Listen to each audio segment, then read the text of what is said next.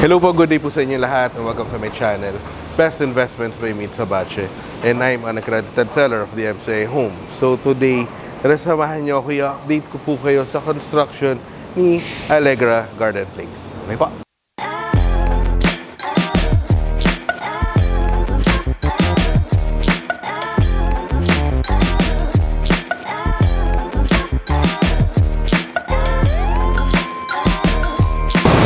Hello po, so kamusta po kayo? So, right now, nandito ulit ako kay Allegra Garden Place. So, I think medyo matagal yung huling update ko dito parang November pa yata. Pero, right now, January 2024, try kong puntahan lahat ng projects ni DMCA Homes para ma-update ko po kayo kung ano po yung mga current construction update nila and kung ano yung mga latest available units din sa mga projects. So including rin natin yung mga legacy projects natin, yung mga lumang projects natin. Pero ito sa Allegra Garden Place, so this is one of the newest project din in Pasig City. So before I start with the update po, a quick information about Allegra Garden Place. So Allegra Garden Place is located along Pasig Boulevard. So nandyan yung Pasig Boulevard. Okay. So later on, dadaling ko kayo sa taas para makita ninyo yung view naman natin dito sa project na to. So right now currently, ito pong si Allegra Garden Place sa 67, almost 67% completion na siya. Because ito pong first building na to, magta-turnover na tayo niyan by August 2024, starting August. So ito makikita ninyo, bago na yung layout niya, glass balcony na yan, wala na po tayong window type na aircon dyan. Puro na po yan, puro split type aircon na yan.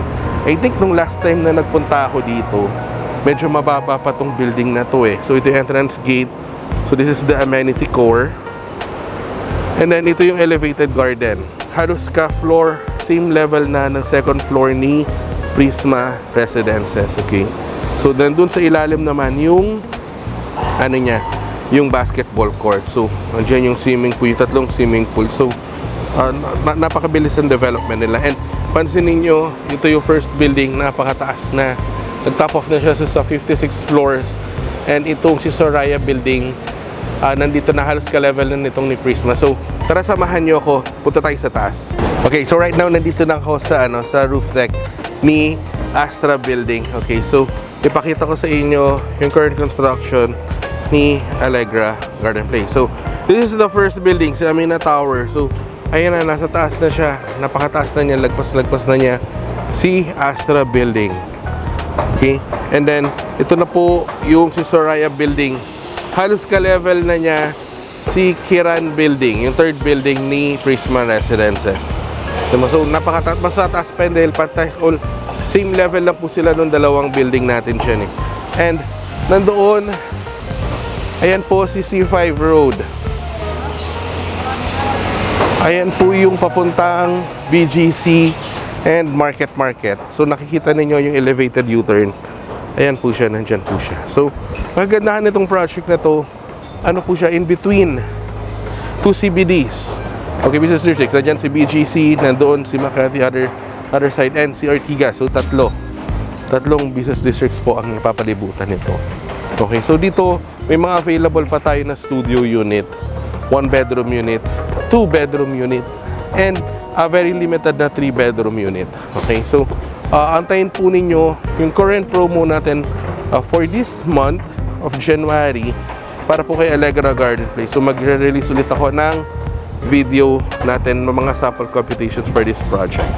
Okay, so yun po. So that concludes my construction update for Allegra Garden Place. So if you want to know more about this project, nandiyan yung numbers ko po naka-flash sa screen.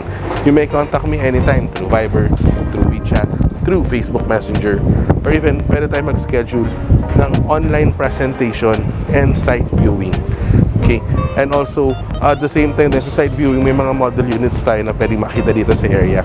And also standby din tayo doon sa bagong project natin na si Valeron. malapit lang din dito sa area na to. Along C5 din siya. Okay po. So thank you very much for watching po, and please don't forget to hit the subscribe button and notification bell para every time na nag-upload ako ng bagong video kay YouTube, naman na notify po kayo. Okay, so thank you very much for watching po. God bless po. Stay safe po. Bye bye po.